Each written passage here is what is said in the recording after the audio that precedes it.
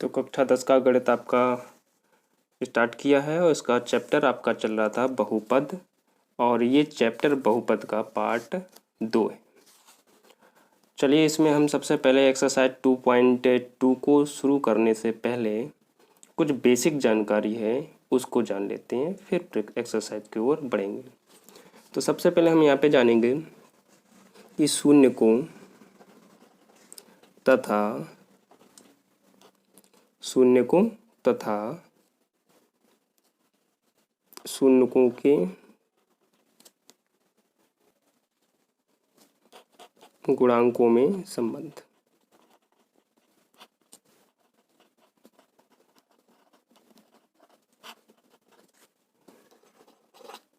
तो हमने पिछले पार्ट में आपको बताया था कि 3 तरह के हमने आपको वहाँ पे व्यंजक बताए थे। रैखिक व्यंजक, रैखिक बहुपद था आपका, द्विघात बहुपद और त्रिघात बहुपद। तो तीनों का हम संबंध यहाँ पे जानने की कोशिश करेंगे।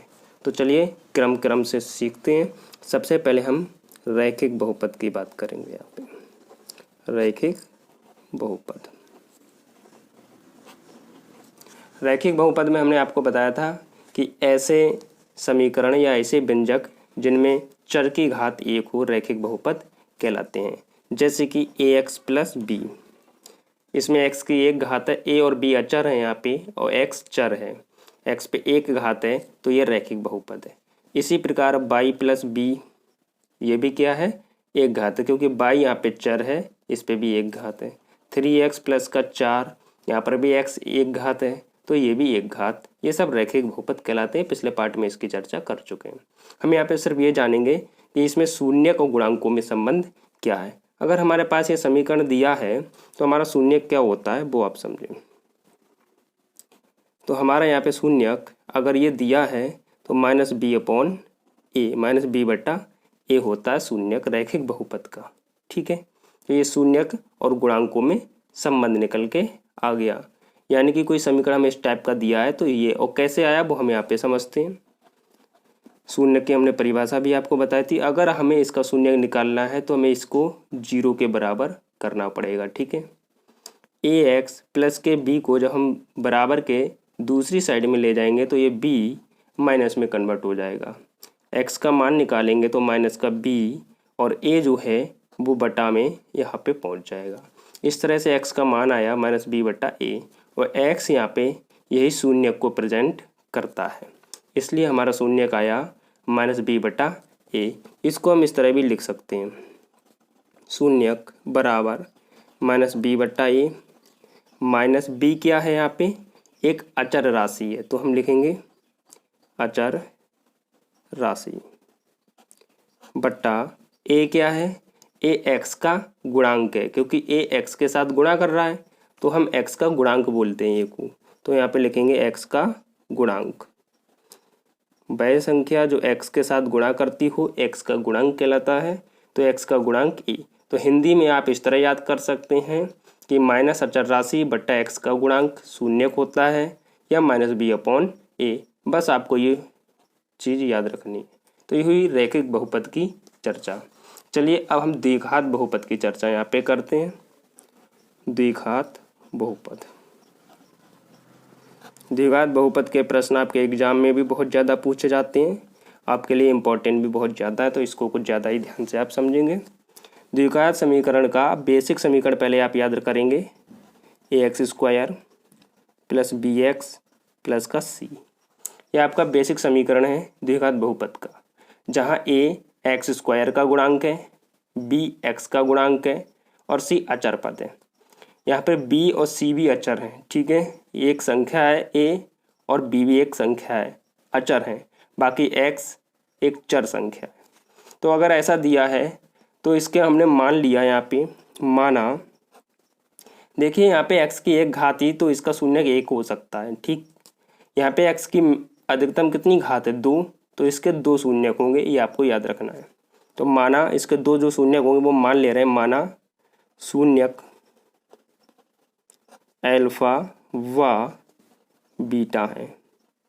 कितने शून्यक मान लिए, 2 शून्यक मानेंगे, क्योंकि वो 2 घात है, तो अल्फा और बीटा मान लिया।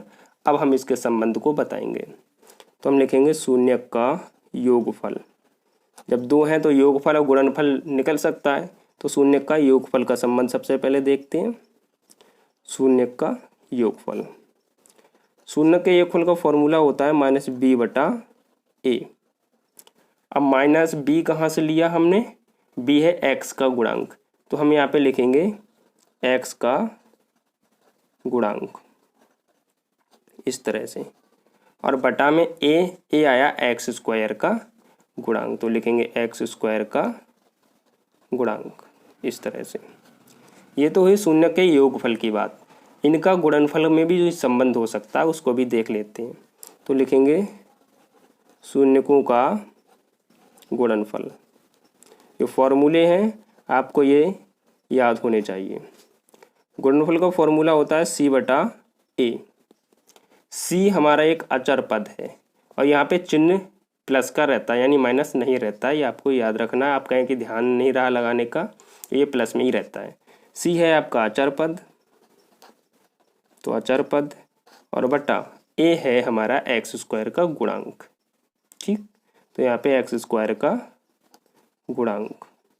तो हमने हिंदी और इस टाइप से दोनों तरह से आपको फॉर्मूले बता दिए ताकि आपको कोई कन्फ्यूजन यहाँ पे ना रहे। तो पहला, तीसरा, सेकंड हो गया है। अब बचा त्रिघात वाला, उसको भी देख लेते हैं। चलिए त्रिघात बहुपद को देखते हैं। त्रिघात बहुपद का बेसिक समीकरण होता है ax³ ax³ plus bx² plus का cx प्लस का d। अब इसमें देखिए इसके 3 शून्यक निकलेंगे क्योंकि इसकी अधिकतम घात 3 है तो इसके 3 शून्यक होने चाहिए। तो पहले हमें वो शून्यकों को मानना पड़ेगा कि वो कौन कौन से शून्यक हैं। तो लिखेंगे माना शून्यक अल्फा, बीटा व गामा है। ठीक है, ये गामा है। गामा का एक ये जो सिरा है थोड़ा बड़ा करके बना देते हैं, गामा हो जाता है। ठीक, तो यहाँ पे हमें संबंध बताने, यहाँ पे 3 तरह के संबंध आएंगे। पहला संबंध देखिए क्या हो सकता है, लिखेंगे शून्यकों का योगफल। तो मत लिखिए क्योंकि योगफल 2 तरह के यहाँ पे निकलेंगे, alpha plus beta plus gamma. ठीक है, जब हम इन तीनों का जोड़ निकालेंगे तो फॉर्मूला बनता है -b/a। b क्या है हमारे पास? x² का गुणांक है, तो हम लिखेंगे पहले ये -x² का गुणांक, हिंदी में भी लिख दे रहे हैं इस तरह से, बटा a क्या है? x³ का गुणांक इस तरह से। ये तो हो गई बात इसके योग की। दूसरा योगफल और हो सकता है, वो इस टाइप से हो सकता है, अल्फा और बीटा का मल्टीप्लाई यानी गुणा, प्लस फिर बीटा गामा की गुणा, प्लस गामा अल्फा की गुणा। इसका क्या होगा? तो इसका होता है c/a। यहाँ पे प्लस आता है, ठीक है, माइनस नहीं होता है। c क्या है हमारा? x का गुणांक है, तो x का गुणांक बटा a है x³ का गुणांक। गुणांक आप समझते होंगे, गुणांक का मतलब वह संख्या जो x³ के साथ गुणा कर रही है उसको गुणांक बोलते हैं। तीसरा और बचा अल्फा बीटा गामा, इसको हम गुणनफल भी बोलते हैं, शून्यकों का गुणनफल। ये हमारा हो जाएगा d/a माइनस के साथ। तो d हम माइनस लगाएंगे पहले ये, फिर d हमारा क्या है? अचर पद है, तो लिख देंगे अचर पद, और बटा a है x³ का गुणांक। तो उम्मीद है आपको ये फॉर्मूले सब समझ में आए होंगे और जो भी संबंध हमने दिया है वो आपने अपनी कॉपी पे नोट कर लिए होंगे। तो इसको नोट कर लिया उसके बाद ही आप आगे का वीडियो देखें, अन्यथा आपको समझ में कम आएगा। तो चलिए अब हम एक्सरसाइज की ओर पढ़ते हैं और इसका यूज कैसे करना है वो समझते हैं। तो हमने एक्सरसाइज आपकी 2.2 स्टार्ट कर दी है और इसमें पहला प्रश्न ले लिया है। इसकी हेडिंग में लिखा है निम्न द्विघात बहुपदों के शून्यक ज्ञात कीजिए और शून्यकों तथा गुणांकों के बीच संबंध की सत्ता की जांच कीजिए। तो सबसे 2 काम पूछे हैं। पहला तो हमें शून्यक बताना है, जब हमारा शून्यक निकल जाए उसके बाद शून्यक और गुणांकों में संबंध बताना है, जो अभी हम पिछले फॉर्मूलों में सीख कर आए हैं। ठीक है। तो सबसे पहले तो हम यहाँ पे शून्यक निकालने की बात करेंगे। आखिर शून्यक कैसे निकालेंगे, ठीक है। तो हम सबसे पहले इनका गुणनखंड करेंगे। गुणनखंड आपने कक्षा 8 में और कक्षा 9 में सीखे होंगे, तो गुणनखंड आपको उसी बेस पे करना है।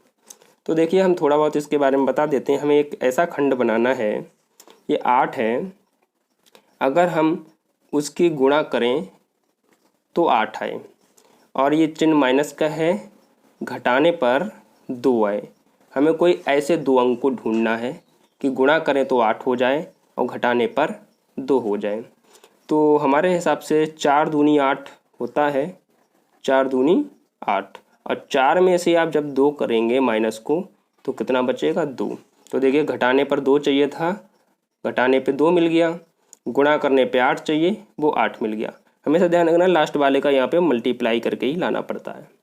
और यहाँ पे जो होता है वो यहाँ का चिन्ह देख के पता करता है, माइनस है तो घटा के, और यहाँ पर प्लस है तो जोड़कर, ठीक है।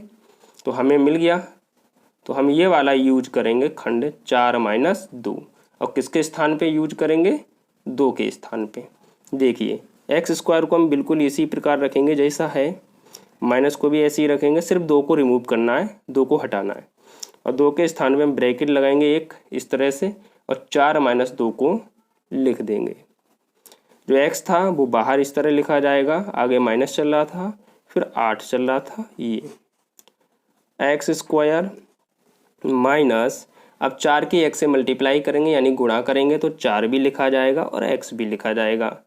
जब हम ब्रैकेट खोलते हैं तो आपको पता होगा चिन्हों की गुणा की जाती है, माइनस माइनस प्लस। आपको चिन्हों का ज्ञान होना चाहिए, हम यहाँ पे बता देते हैं। जब माइनस की माइनस से गुणा होती है तो प्लस आता है, जब माइनस की प्लस से गुणा करते हैं तो माइनस आता है, जब प्लस की प्लस से गुणा होती है तो प्लस आता है, जब प्लस की माइनस की प्लस से हो गई, माइनस की प्लस से हो गई, प्लस की जब माइनस से गुणा करते हैं तब भी माइनस आता है, ठीक है। तो ये आपको 4 गुणा पता होना चाहिए। माइनस की माइनस से होती है तो प्लस, माइनस की प्लस से होती तो माइनस, प्लस की प्लस से होती तो प्लस, प्लस की माइनस से होती माइनस। तो आपको ये हमेशा ध्यान रखना, जब माइनस की गुणा प्लस से होती है तो हमेशा माइनस ही रहता है, ठीक। बाकी इसके अपोजिट में प्लस प्लस की प्लस और माइनस माइनस की प्लस होती है। तो ये आपको पता होना चाहिए। फिलहाल आप पिछले क्लासों में पढ़ चुके होंगे तो इसमें ज़्यादा दिक्कत की बात है नहीं, फिर भी हमने आपकी जानकारी के लिए बता दिया है। तो minus minus plus, minus minus plus. अब 2 की x से मल्टीप्लाई करेंगे तो 2 भी लिखा जाएगा और x भी, 2 और x, और माइनस का चल रहा है 8। जब हमारे 4 पद हो जाएं, 1 2 3 4, इस तरह के 4 पद हो जाएं तो पहले और इनका जोड़ा अलग बना लेते हैं, इनका जोड़ा अलग। फिर आपने पिछले क्लासों में कॉमन लेना सीखा होगा, तो वो आपको कॉमन लेना है इन दोनों में देख के। तो कॉमन इसमें सिर्फ x है तो x कॉमन ले लिया, x की 2 घातें थीं, एक x बाहर निकाल लिया, एक x बचा। यहाँ पे एक ही x है वो हमने बाहर निकाल लिया तो सिर्फ और सिर्फ 4 बचा। यहाँ पे चिन्ह प्लस का है तो प्लस लगाएंगे। इन दोनों में 2 कॉमन है क्योंकि 2 के पाड़े में 8 भी आता है, तो 2 कॉमन ले लेंगे, बचा x। प्लस माइनस, क्योंकि ब्रैकेट लगाना तो चिन्हों की भी गुणा होगी। प्लस माइनस क्या होता है, प्लस माइनस माइनस होता है, तो हम माइनस लगाएंगे। 2 का पड़ा 8 तक पढ़ेंगे तो 2 चौकू 8, चौका के 4। इस तरह से हमने देखा हमारे यह गुणनखंड और ये दोनों खंड एक जैसे हैं, और ये एक जैसे हैं तभी गुणनखंड ठीक ही माना जाएगा, अन्यथा गुणनखंड गलत। तो ये दोनों जो एक जैसे हैं उनको हम इस तरह से कॉमन ले लेंगे। जब कॉमन ले लेंगे तो हमारा यहाँ पे x बचेगा, यहाँ से प्लस बचेगा और यहाँ से 2 बचेगा। इस तरह हमने इसका गुणनखंड कर लिया, आपने पिछली कक्षाओं में भी सीखा है। तो x square minus 2x minus का 8, ये गुणनखंड आया। अब हमें निकालना है शून्यक। तो शून्यक के लिए ज़रूरी है इसकी वैल्यू किसके बराबर होनी चाहिए, 0 के। तो हम लिखेंगे एक्स स्क्वायर माइनस 2x शून्य तभी होगा जब, आप इधर लिख सकते हैं जब। कब ये शून्य होगा, जब इसका जो हल निकल के आया वो 0 के बराबर हो। जब x - 4 बराबर 0 या x + 2 बराबर 0, या तो x माइनस 4 0 के बराबर हो तब ये 0 होगा, या x प्लस 2 ये 0 के बराबर हो तो 0 होगा। ठीक है, तो चलिए हम दोनों को 0 के बराबर है इसको करके देखा। तो माइनस का 4 को जब इस साइड में उठा के ले जाएंगे बराबर में तो ये प्लस का हो जाएगा, चिन्ह बदल जाता है, ये आपने सीखा होगा। यहाँ पे लगाएंगे या, अब प्लस के 2 को जब इधर ले जाएंगे तो ये प्लस का, ये किस में हो जाएगा, माइनस में। तो x के इस तरह में 2 उत्तर मिले, एक तो प्लस का 4, एक माइनस का 2। यही आपके शून्यक कहलाते हैं। क्या कहलाते हैं, शून्यक। तो हम लिखेंगे अतः शून्यक, शून्यक इसको हम अल्फा और बीटा से भी दिखा सकते हैं, हमने पिछले उसमें बताया था वो फॉर्मूले में। शून्यक अल्फा बराबर 4, बीटा बराबर -2। अब यहाँ पे कोई ऐसा बाउंडेशन नहीं है कि अल्फा ही 4 रहेगा, अल्फा को हम -2 भी लिख सकते हैं और बीटा इसको लिख सकते हैं। ऐसा कोई बाउंडेशन नहीं है कि अल्फा ही 4 होना चाहिए। ठीक है, वो आपकी इच्छा है, आप किसको अल्फा और किसको बीटा मानते हैं। तो ये आपका पहला आंसर आ गया जो इन्होंने शून्य के लिए कहा था। अब हम बात करेंगे शून्यकों और गुणांकों के बीच संबंध को, ये कैसे होगा।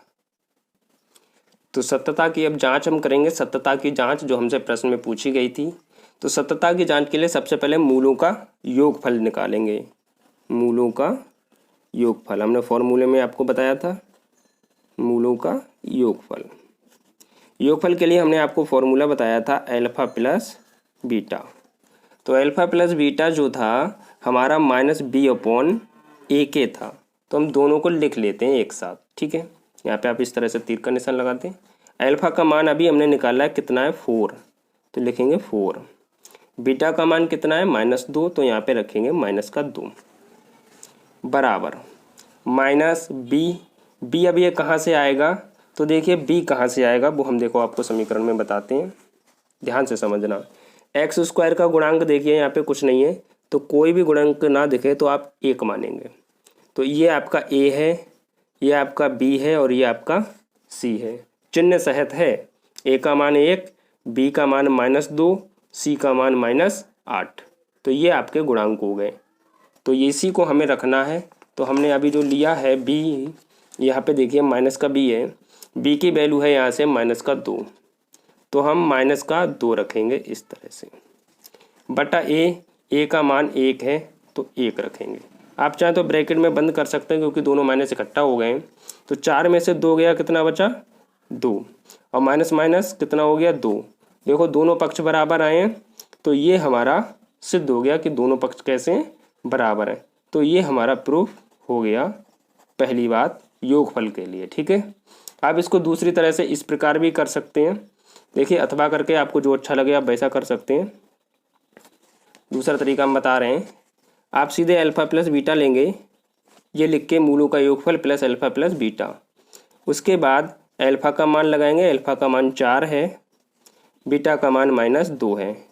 ये फॉर्मूला नहीं लिखेंगे, ठीक है, हम इसके जांच बाद में करेंगे। तो 4 में से 2 गया, कितना आया, 2।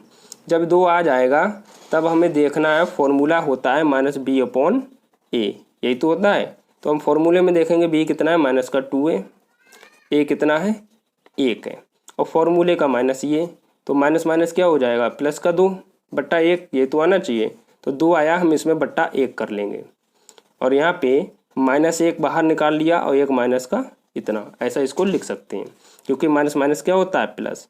अब ये -2/1 क्या हो गया, b/1 के बराबर हो गया, -b/a के रूप में बन गया है क्योंकि -2 b के बराबर ये। तो यही हमें सत्यता सिद्ध करनी थी कि ये चीज़ अल्फा प्लस बीटा -b/a के बराबर होती है। तो हमने इस फॉर्मूले के अकॉर्डिंग भी प्रूव कर दिया। आप चाहें तो इस तरह भी कर सकते हैं। चलिए बात कर लेते हैं इसके गुणनफल की। तो गुणनफल की बात करते हैं, हम इधर बता देते हैं मूलों का गुणनफल। गुणनफल के लिए हमने अल्फा इंटू बीटा के लिए बताया था इस तरह से। तो चलिए अल्फा का बीटा का मान लगाते हैं। अल्फा है हमारे पास 4 इंटू बीटा, बीटा है -2, तो हम ब्रैकेट में लिखेंगे 4 दूनी कितना होता है, -8। और देखिए हमारे पास ये भी कितना आया, -8 ही आया है। सी का मान कितना है, -8। तो इसका हमने क्या कर दिया, अगली लाइन से -8/1 कर दिया। अब -8 को हम क्या लिख सकते हैं, सी लिख सकते हैं, तो हमने सी लिख लिया। और एक किसको लिख सकते हैं, यहाँ पे नहीं दिखता होगा, एक किसका मान है, ए का मान है, यहाँ से देखिए, तो हम यहाँ पे ए लिख सकते हैं। और यहाँ पे क्या चल रहा था, अल्फा इंटू बीटा, तो देखिए अल्फा इंटू बीटा से चले सी बट्टा है, यही फॉर्मूला हमने आपको लिखवाया था अभी स्टार्टिंग में, तो वही हमारा आ गया। तो ये हमारा इस तरह से प्रूफ हो गया कि यहाँ ए डॉट बी से सी बटा ए आया, यही आना चाहिए। तो हमने इस तरह से सूत्रों का सत्यापन कर दिया। ये था पहले का फर्स्ट पार्ट। चलिए सेकंड पार्ट की ओर पहुँचते हैं। तो सेकंड प्रश्न हमने ले लिया है 4s² माइनस का 4s प्लस का 1। तो यहाँ पर भी पहले तुलना भी कर लीजिए साथ साथ में। ए का मान 4 है, बी का मान -4 है और सी का मान 1 है। चलिए सबसे पहले हम यहाँ पे शून्यक निकालेंगे। शून्यक कैसे निकालते हैं, तो अभी हमने बताया था उसी पैटर्न पे इसको भी करेंगे। हमें गुणा करने पे पहले और लास्ट की पहले गुणा करते हैं। 4 गुणा 1, 4 गुणा 1, फर्स्ट गुणा थर्ड, पहला पद गुणा तीसरा पद, तो हमारे पास कितना आया 4। अब इस 4 का हमें पैटर्न बनाना है, गुणा करने पे 4 और जोड़ने पर भी 4। ऐसा खंड बनाना है कि गुणा करने पर भी 4 आए और जोड़ने पर भी 4 आए। हमने पिछले में ये बताया नहीं था क्योंकि यहाँ पे 1 था, 1 की मल्टीप्लाई करेंगे कोई फ़र्क नहीं पड़ता है, इसलिए उसमें जो यहाँ पे था उसी की गुणा करनी पड़ी। यहाँ पे 4 है तो 4 की 1 से गुणा करेंगे, फिर जो आएगा उसका हमें खंड बनाना है।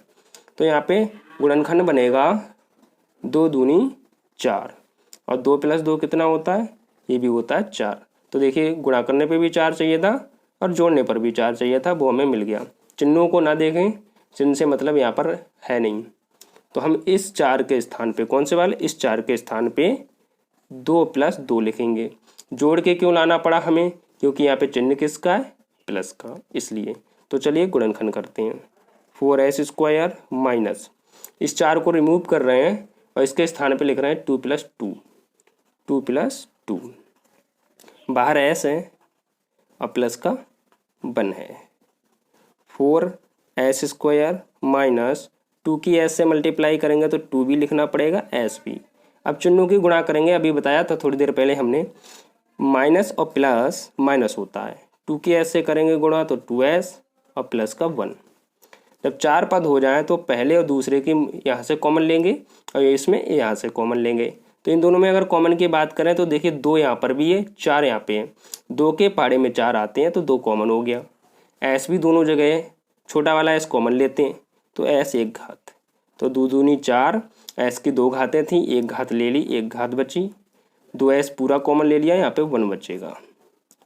यहाँ पे हम 1 कॉमन ले सकते हैं क्योंकि कुछ कॉमन है नहीं, तो 1 और 2s को इसी प्रकार लिख लेंगे।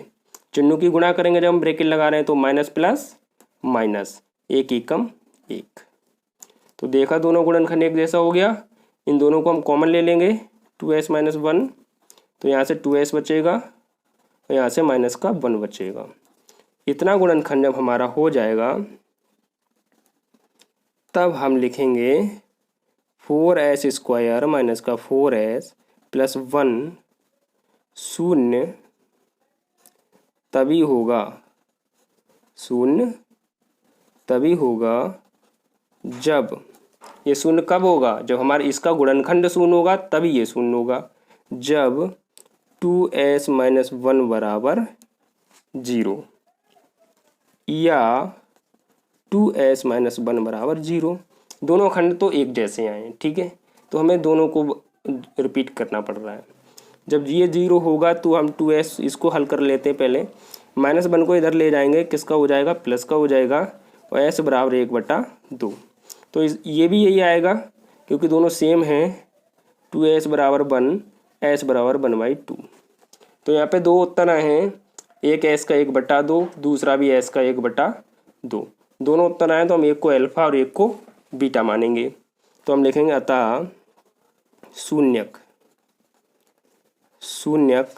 अल्फा बराबर 1/2, कॉमा बीटा बराबर भी 1/2। इसको अल्फा मान लिया और इसको बीटा, तो एक जो शून्यक पूछा था वो हमने यहाँ पे बता दिया। अब बात कर रहे हैं कि भाई सत्यता की जांच कीजिए, तो चलिए सत्यता की जांच भी करते हैं। तो सततता की जांच के लिए हम सबसे पहले योगफल की बात करेंगे, मूलों का योगफल। फॉर्मूले आपको याद होने चाहिए, अभी हमने थोड़ी देर पहले आपको बताए थे वो। योगफल मतलब अल्फा प्लस बीटा। तो अल्फा का मान हमारे पास 1/2 है, प्लस बीटा का मान भी 1/2 है। 1/2 1 को जब हम जोड़ेंगे तो आएगा 1 आएगा। और हमें इसको फॉर्मूले को बनाना है -b/a के रूप में। फॉर्मूला अगर आपको याद होगा तो आपको पता होगा, इसको हमें -b/a के रूप में बनाना है। तो इसको हम कैसे लिख सकते हैं, देखिए इसमें हम यहाँ पे देखिए b कितना है, -4 है, तो हम यहाँ पे 4 से गुणा करेंगे और 4 से भाग करेंगे। प्रश्न में कोई चेंजिंग नहीं। अगर आपको इस तरह समझ में आ रहा है तो ठीक है, वरना आप उस तरह भी कर सकते हैं जैसे हमने पहले बताया था। नहीं आ रहा है तो आप इसको छोड़ दिए। उम्मीद है इसमें आपको दिमाग ज़्यादा लगाना पड़ता होगा, हम उसी तरह करेंगे। अल्फा प्लस बीटा बराबर -b/a होता है। हमें दोनों पक्षों को लेके बराबर करके दिखाएंगे, अगर बराबर आते हैं तो ठीक है, अन्यथा गलत है। ठीक है, यहाँ पे माइनस ज़्यादा लग रहा होगा, उसे छोड़ते हैं। तो अल्फा का मान 1/2, बीटा का मान 1/2 माइनस बी का मान हम यहाँ से देखेंगे, बी का मान कितना है -4, तो -4। ए का मान यहाँ पे 4 है, ऊपर देखिए 4, इसको ब्रैकेट में बंद कर ले रहे हैं क्योंकि माइनस बाहर है। 4 से जब काटेंगे तो 1/2 को जब जोड़ेंगे तो 1, और माइनस माइनस प्लस का 1, दोनों कैसे आए, बराबर। तो हमारा ये योग का सिद्ध हो गया कि हाँ ये दोनों बराबर होते हैं हमारे। अब इसके हम गुणनफल का चेक करेंगे, वो कैसा बैठ रहा है। चलिए देखते हैं मूलों का गुणनफल। मूलों का गुणनफल ये होता है अल्फा इंटू बीटा बराबर c/a, ये फॉर्मूला होता है। तो आप यहाँ से देखेंगे दोनों को हमें बराबर दिखाना है। अल्फा है हमारे पास 1/2, बीटा है हमारे पास 1/2, c आपको ऊपर दिखाते हैं, c का मान कितना है, c का मान 1 है और a का मान 4 है, तो 1/4 आएगा हमारा, 1/4। अब इनकी गुणा करते हैं, इधर 1 1 कम 1, 2 दूनी 4, और इधर भी 1/4, दोनों कैसे आए, बराबर। तो ये भी हमारा प्रूफ हो गया कि हाँ ये दोनों भी बराबर, इधर ये दोनों भी। तो इस तरह से हमने इसके सत्यता की जांच कर ली कि हाँ फॉर्मूले के अकॉर्डिंग ये बराबर हैं। तो बस इतना ही हमें इसमें करना था। और ये दूसरा प्रश्न था आपका पहले का। चलिए तीसरा प्रश्न और देख लेते हैं। तो हमने पहले का तीसरा प्रश्न ले लिया है, 6x² - 3 - 7x। प्रश्न जो है दिया है हमें कुछ उल्टे क्रम में दिया है, इसको पहले हमें सीधा करना पड़ेगा, फिर हल करेंगे। कैसे, आपने देखा होगा कि x वाला जो पद है सिंगल x की घात का, ये बीच में रहता है, और ये 3 वाला में एसेंडिंग ऑर्डर के तहत रहता है, यानी बड़ी घात, फिर उससे छोटी घात, फिर उससे छोटी घात। इसमें उल्टा कर दिया है, तो हम इसको पहले सीधा करेंगे फिर हल करेंगे। 6x², 7x को चिन्ह सहित इसके पास में लिखेंगे -7x, और जो फिर उसके बाद 3 जो है चिन्ह सहित, इसको बाद में लिखेंगे। उसके बाद ही अब हम इसे हल करेंगे। तो देखिए हल करने के लिए हमने बताया था पहले और तीसरे की पहले गुणा करेंगे। 6 तियाँ 18 हुआ, तो हमें गुणा करके 18 लाना है, और माइनस है तो घटा के लाना है, कितना लाना है, 7 लाना है। तो कोई ऐसे 2 अंक अपने माइंड में आप सोचेंगे कि गुणा कर दें तो 18 हो जाए और घटा दें तो 7 हो जाए। तो हमारे माइंड में तो ये आ रहा है 9 दूनी 18, और 9 में से 2 घटाएंगे तो कितना, 7। 9 में से 2 गया 7, तो हम 7 के स्थान पे कितना लिख सकते हैं, 9 - 2। तो 6x² माइनस और 7 के स्थान पे 9 - 2, बाहर x चल रहा है, माइनस का 3 चल रहा है।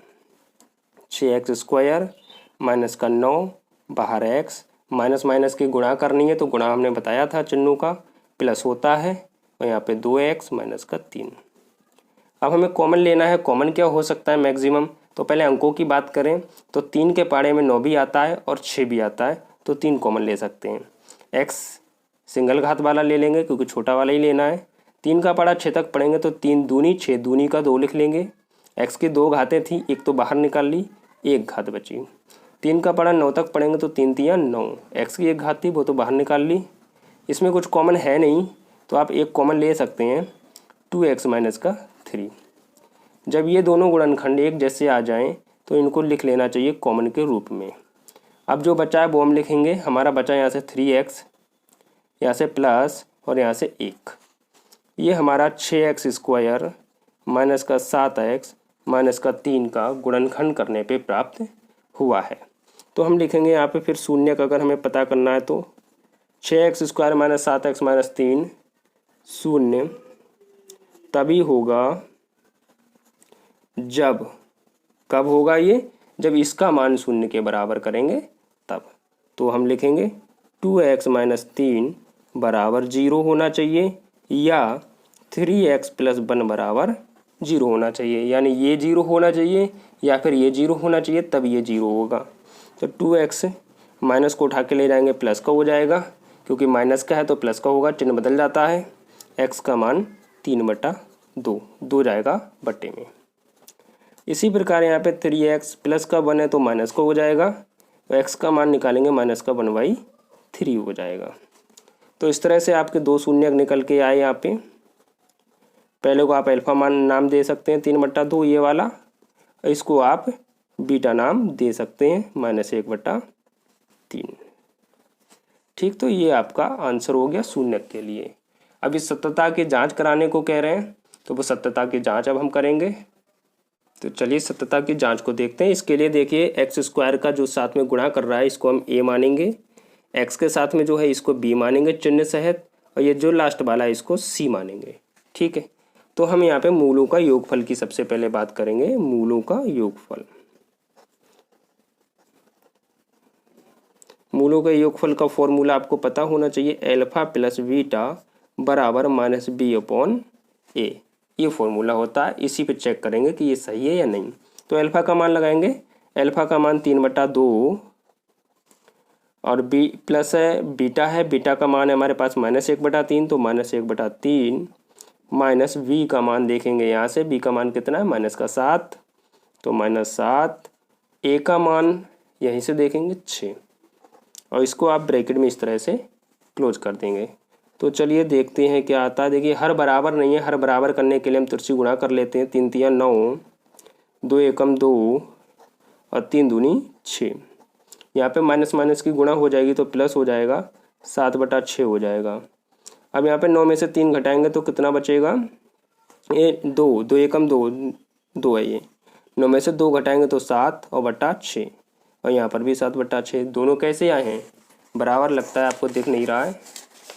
देखिए यहाँ पे 9 में से 2 गया 7/6 और यहाँ पर भी 7/6, दोनों कैसे आए, बराबर आए। तो ये हमारा प्रूफ हो गया योगफल के लिए। चलिए गुणनफल की बात कर लेते हैं। गुणनफल हम इधर बता देते हैं। तो लिखेंगे मूलों का गुणनफल, गुणनफल अल्फा इंटू बीटा, और ये फॉर्मूला होता है c/a के बराबर। तो अल्फा का मान देखेंगे 3/2, 3/2, गुणा का निशान लगाया क्योंकि ये गुणा का ही निशान है। बीटा का मान -1/3, जब माइनस है तो आप यहाँ पे ब्रैकेट जरूर लगाएंगे, बराबर c का मान -3 है तो -3, a का मान हमारे पास 6 है तो 6 रखेंगे। ये कट रहा है, 3 एकम 3, 3 दूनी 6, यहाँ पे भी 3 से 3 कट रहा है, तो ये बचा ऊपर से -1 और बट्टे में बचा सिर्फ 2। यहाँ से भी -1 और बट्टे में 2, दोनों बराबर आ गए। तो हमें यही प्रूव करना था कि हाँ ये रूल के अकॉर्डिंग बराबर है। तो इस तरह से हमने इसके सत्यता की भी जांच कर ली है। इस पार्ट में इतना ही रखते हैं, बाकी के जो प्रश्न बचे हैं वो अगले पार्ट में कवर करेंगे।